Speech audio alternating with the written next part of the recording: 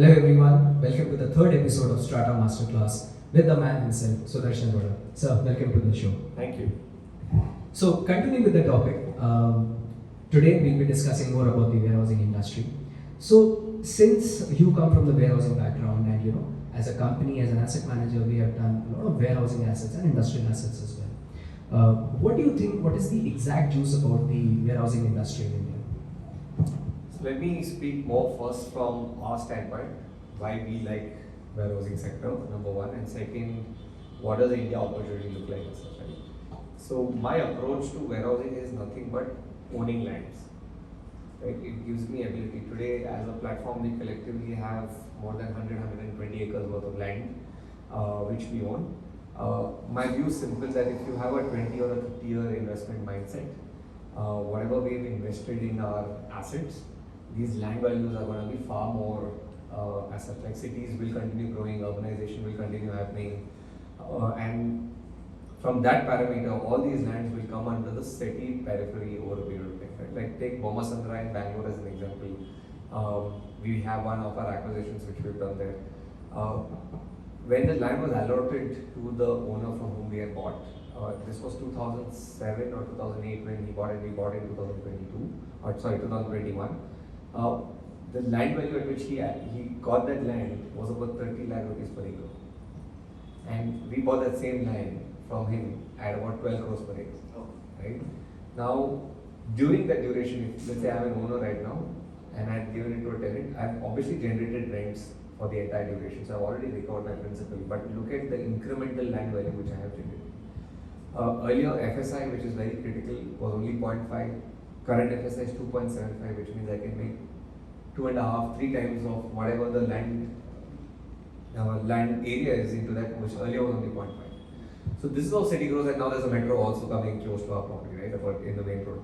So that is the ability which is there, right? Like how Bangalore is continuing growing. I have a clear thesis about it, and I usually tell a lot of my friends what my dad did back in the day. His view was that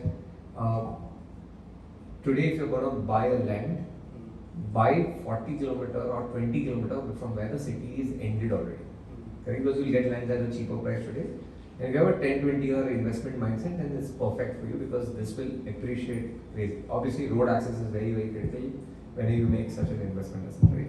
So warehousing is also similar. It's a business for me of holding lands for investors, which will have incremental value over a period of time. Because our investment in warehousing goes in 3 parameters: is in land, is in steel, and is in cement. Cement goes for leveling, for walls, etc. About 20% of our entire investment goes in that. 30% goes in land or 40% goes in land, and balance goes in steel. Even if you see steel in the last 5 to 10 years, it has been growing at a 5 to 6% CAGR, while our rentals are also generating. Even a steel value, so even if you have to demolish this warehouse, except the cement which is gone in leveling the land or infrastructure as such, I'll recover my money back.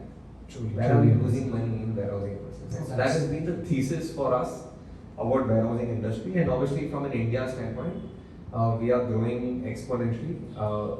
Earlier, I remember in one of the conferences I had attended about 6-7 years back, it was doing business with China. And people were asked to raise their hands and how many people of you do business with China? I believe 99 people out of 100 raised their hands and yeah, I do business with China. Probably I didn't raise my hands because I was a lawyer back then. Like nothing to do with China. But having said that, then they flip the question, how many of you actually sell to China rather than buy from China? Yeah. Only 5-6 of them. Right? People forget that China is a very, very large consumer market themselves. It's the largest iPhone market.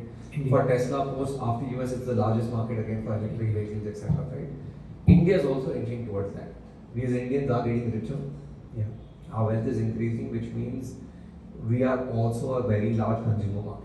Right? Earlier it was just exports, but today warehousing is that cost. We are also consuming. Right? Nobody in the world today, any of the large Fortune 500 companies or a consumer-facing company, if they don't have India in their story that India is also a market for me to enter, is not going to sustain for the next 10 years. We'll shut down the business, right? Because India is a large market. Amazon, they're a very large market for Amazon. For Walmart, we're a very large market for Walmart. Like all these players have India as their part of the story for a 10-20 year vision. So anything we're investing today with a 10-20 year mindset, we are going to see substantial return as such.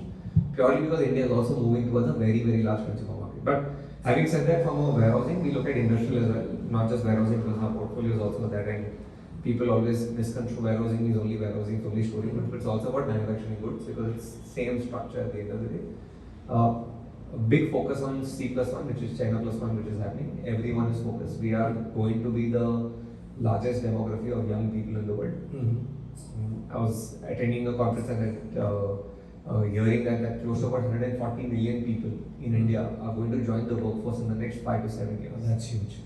Right now, few will join office space market, where we work with IT companies. Few will join manufacturing, few will be in the tertiary sector, etc. But if these people are also going to consume, these people are the ones who are going to manufacture the goods for the world. If India also has to be the, maybe not the first preference, because China still has a solid headway in terms of the manufacturing capability it has, and we are way behind. But having said that, 10-20 years standpoint, we will be, even second, will be a sizable manufacturing hub to what we are right now, right? So that is a big focus with government's initiatives on PLI scheme, incrementally incentivizing more and more people. Forget government, foreign governments are incentivizing companies to move out of China. Yeah. Japanese government, as a classic example, is incentivizing companies to move out of China to set up shops in anywhere else. India is obviously one of the preferred destinations because India, Japan go a long way in terms of political stability and everything put together. That's also one very large parameter why it is going to be a great next 10 to 20 years. So while I say India's next decade, it can probably be India's century also if the next decade is played well. No, obviously, this China plus one philosophy, or maybe let's say maybe Europe plus one philosophy, which almost all companies are having. Definitely, there is a huge opportunity for India, whereby we can benefit as a country. But obviously, you speak like someone who is in their early 30s, right? But is having, let's say, somewhere around 50 to 60 years worth of warehousing experience. Is there something related in your family related to warehousing, or warehousing runs in your blood? I want to understand that as well. No, it is. So, family has been in warehousing business. I'm from Chennai. 30 years back, Hyundai had come to Chennai in Sri Perambatoor. Nobody knew what warehousing is. We used to call it godowns, not warehousing per se. It's now a fancier word. In fact, it's now also rebranding to distribution centers and no longer warehousing per se. But anyway, having said that, so we've been developing warehouses in the past as family. We had our own lands which we developed. Ability was simple. While it's very easy for us to say now that we bought lands for 2 lakh rupees per acre, we get close to 10 lakh rupees per month right now from those assets, right? So it is because we stayed invested for 30 years and we're still investors, stubborn investors, not wanting to sell at all. And that is our mindset with respect to it. So that has been the clear journey, is because the manufacturing sector in Chennai grew because of Hyundai. Saint Gobain came, Flex came, Dell, all these large, Panasonic, everybody having the large. Daimler, CA Tires, JK Tires, all these factories, BMW factory, everything. So that sector, I was fortunate to be part of that market where everything was happening. And I come from a business background where my friends or my dad's friends are also businessmen, so they all talk about this. So sometimes it's not about book knowledge, it's also about what you hear and see on a regular basis, and that was very fortunate for me to come. In fact, one of the core reasons I moved to Bangalore from Chennai back in the day was because of Kia Motors. So my dad was like, go to Bangalore, Kia Motors is setting up a factory. It can be probably the next Sri Perambatoor what Hyundai made in Chennai as such, right? This is why I had come, with the hope that I could do something on my own and continue building assets. So that is the reason I have some knowledge. I would say I still don't know everything. This is not some knowledge. I'm sure almost all of you will agree to that. This is not some knowledge, this is a lot of it. But just picking on to that, whereby you said an ancillary town, or you can say a tier 2 town related to Chennai, came up in a way whereby it supported, let's say, a Fortune 500 company in their manufacturing services. I really want to understand what's your take on the upcoming tier 2, tier 3 locations, whereby warehousing can be, or maybe you can say, we can say that warehousing, industrial logistics, they can be the hub for that. So obviously tier 1 is going to be a large opportunity because consumer economy also exists there, ecosystem also exists there. Because at the end of the day, it's not just about, okay, I want cheap land, set up a factory, but it's the ecosystem in terms of getting power, in terms of getting labor. Like Tata, for that matter, they've set up an iPhone factory in Hosur. Great location, great market, but the challenge they've been facing is they want to hire 60,000 women or people for their iPhone assembly. They've not been able to get that kind of people. True. Right? So khol to diya, but end of the day, where is that kind of people to come and then educate them, train them? Exactly. They're now running buses close to 100 kilometers up and down every day just to get people from every corner to come and work. So all these parameters go behind it. So Hosur obviously is one of those tier 2 markets which we've been very bullish. We've been very fortunate in terms of our early entry into that market, and has been very fruitful for us in terms of our investment. But let's say Kochi as an example. Okay. It can be a tier 1 market for us, it's tier 2 today as such, but last 2 years, close to 1.5 lakh people have reverse migrated back to Kerala alone. Majority of them are educated, most of them in fact, or if not all of them, and they are all wanting to be in Kochi or Thiruvananthapuram. These are the two markets they will go. They are not going to go to a tier 2, tier 3 market because they want to live that city life as well, right? At the end of the day. So now consumption is also, because all of them are making money, people need consumption. So that's a great growth story as a market. Jaipur is a very good market again. Jaipur is a hub because slowly and steadily it is, with government's more incentives, it is becoming a great hub in general, and it is a close proximity for them to give to a large demographic in and around, whether it's Bikaner, Ajmer, Jodhpur, etc. It can be captured from there. And Jaipur is a very location, it is strategically located because it's again 2-3 hours and you reach Delhi. Exactly, and you cover the entire Delhi NCR. You cover on both the sides of the table, right? So that's a great market. Vijayawada is catching up. Massive consumer story again over there. Coimbatore again. These are great bets to do it. A very large portion I would give it to a state itself is Gujarat and underlier. It is a manufacturing hub. Whether it's all the initiatives which you hear what the government, Indian government wants to do is being implemented in Gujarat in a large way. I'll give you a classic example. Like in Germany, when you see large industrial parks, everything is as a service. Like for instance, in one of our facilities, we have a large tenant which has set up its own boiler. Okay. Setting up a boiler requires permission, massive investment cost, and for you to use it. Gujarat and their industrial hubs with GIDC government, Gujarat's Industrial Development Corporation, they set up boiler as a service. They're saying installed a boiler in the middle of the park or wherever it is in the thing. You just take a pipeline and use as much as you want. So it's plug and play, you can start tomorrow, right? Now this is industrial growth. This is what happened in Germany. This is what happened in the US, and we're seeing early signs of it in India, right? So these are those markets where you should aggressively look at capturing early, because then it's only going to get expensive before it becomes a large market. But tier 2, tier 3 is a very large story, right? Generally because consumption is also a very large story. Like I remember talking to one of my friends who's in e-commerce. Very interestingly, she told that my majority, and she sells earrings and all these artificial jewelry. Majority of her sales, very interestingly, comes from Northeast or from UP and Bihar. I thought, look, Bangalore mein kharidenge or in Mumbai, etc. Turns out 80% of our entire audience comes and buys from there. Okay. Right? So these are people who have money. Yeah. Who always wanted to own this. They didn't have access to this. E-commerce has obviously changed the entire picture for them. But that is a part of the consumption story where people are now saying, okay, we come to you so that delivery can happen faster to you as well, right? Earlier deliveries in tier 2, tier 3 markets used to take 7 days, 10 days, 14 days. Even Amazon today delivers in a day, but 5 years back it used to take 3-4 days as well. So where we are today, or where we were 5 years back, is where they are today. So they are taking 5-4 days. It earlier used to take 2 weeks, 3 weeks. But they also want that same experience what you and I are getting in Bangalore, the same, because they are also spending the same amount of money, buying the same stuff what you and I are buying.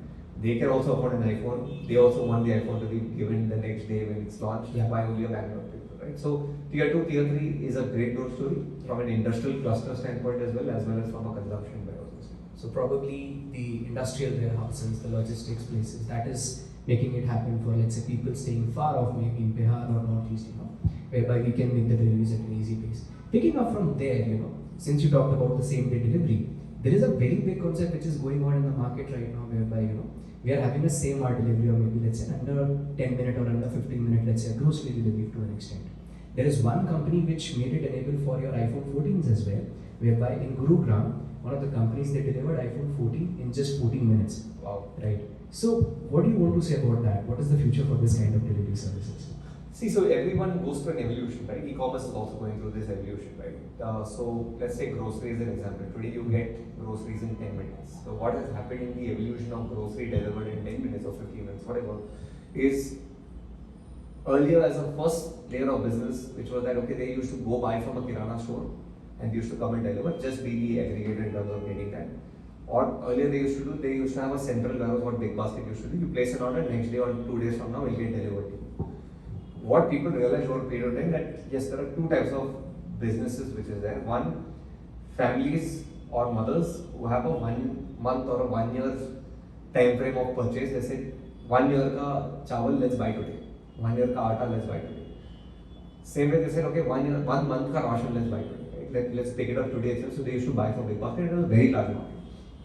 But the millennials came in. They said, we don't have 1 year vision. We want everything yesterday. And we decide today. And slowly even the parents started getting accustomed to that. Right? Okay, yeah, why don't we store? Houses are also not that large enough for people to store because people are growing, etc. And it's getting expensive for you to own and have these storage spaces just to store your 1 year of rice and wheat and all that stuff. But having said that, so industry then started moving where people said, I'll give you everything today, take it. Why you want to store for 1 month, right? So that change was brought by a lot of tech companies, and that has now made people habitual with something like that. So from that, these warehouses which they used to do, now they're looking at dark stores.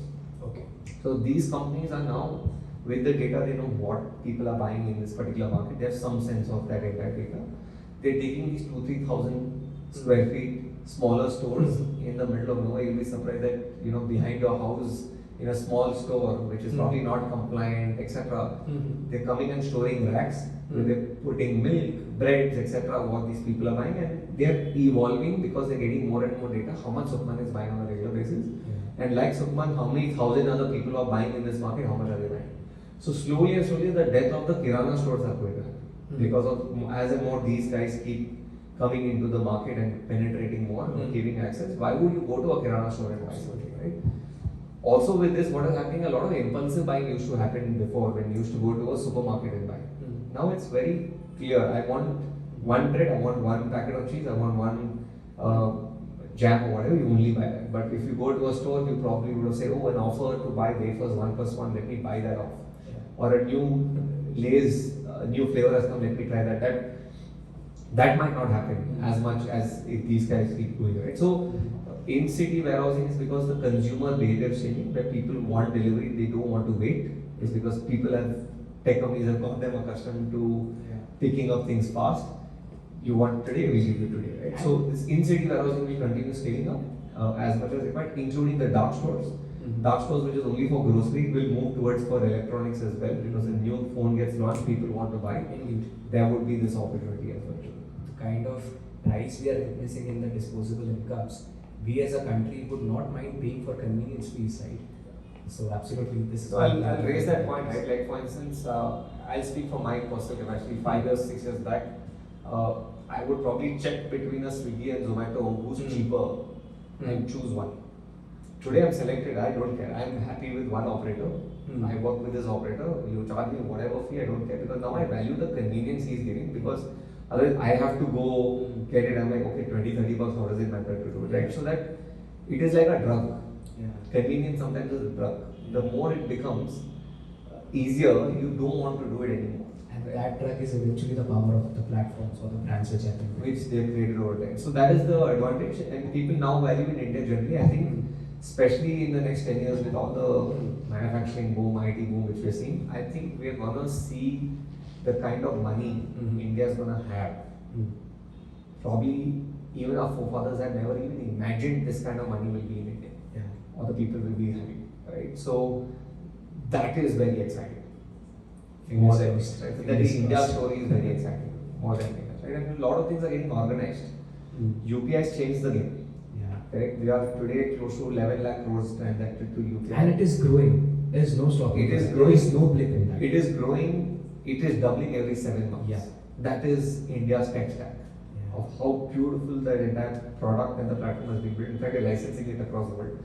But that is changing into in a very organized manner. Right? So more of these organized players, why a godown has moved to a warehouse to a distribution center. A lot of the things also go to how consumer economy is and also how the money flow is also happening in a large way, right? So brands is what people will prefer in a large way. These unbranded products over a period of time will only have a decline in business as much as possible. Like UPI has killed the whole pulse business. Earlier when you used to go have tea or cigarette or whatever, 14 rupees, 1 rupee pulse they did. Now 14, okay, UPI 14 and walk out, right? So that has also changed, right? So a lot of evolution generally keeps happening across. You don't even know what hits you, what can stop your business tomorrow. But it's very important for you to be upbeat with respect to it, and that's how very important for us to also track those trends early on and make early calls in terms of those investments, because that can only make that huge investment return for me vis-a-vis falling after everything is established and then juice is over. Then I'm only like household for that. When we entered, we were the only ones. Today we're the largest market share and everybody wants to be in household. That's absolutely true. Juice is created. We are going to drink it. Right? And the new players now are not going to extract, because the land prices at which we entered versus what they are entering is 2.5, 3 times of what we got. So that is also a big change already you're seeing in such a short duration. It's again, like I said, it's for a long-term investment. That's a great deal of insight, Sudarshan. So just summarizing for our viewers, warehousing industry in India in just 5 lines from your side. Okay, very interesting. So first, underpenetrated, and I'll give you a one-liner why. US stock 11 billion, Chinese stock 14 billion, India stock 250 billion. We are nowhere to what US and China are. And if we invest smartly, we can reap that benefits. I'm saying even if we become 500 million, 2 times of what we are, we will make double our money as simple as that, right? Because there will be demand. True that. Right? So one is underpenetration. Second is GST, which has solved for a large way, so that's unified in a large way. Third is government's push from Gati Shakti, multi-modal logistic park, or the whole national logistics policy, because today our tertiary cost is at 12-14%, world is at 7-8%. For you to take that delta, which is half of why you are, is a huge delta. So the amount of investments required in infrastructure will go in lakhs of crores. True. For you to bring your tertiary cost down, your logistics cost down, which will make you competitive in the world if you want to be the manufacturing hub. This is very important for you. So that is another pointer which is critical. Fourth is access of lands. It's not easy to get those kind of land parcels, which is very critical. In fact, half of the developers only have problems of, oh, I don't get these large land parcels. That is another piece why tier 2 might win, because getting access to those lands might be easier than in such tier 1 markets, and obviously the pricing matters. Cost is not a concern. And fifth, very important, we have the money. We have a large consumer economy, so we'll continue keep scaling up. While we'll be the manufacturer of the world, we'll also be the largest consumer of the world. So that's very critical for us. Thank you. I believe, thank you for your foresightedness. I believe warehousing runs in your blood. That's why we are getting all these insights for other viewers. Thank you so much for your time. Awesome. Stay tuned for the next masterclass. Thank you. Thank you.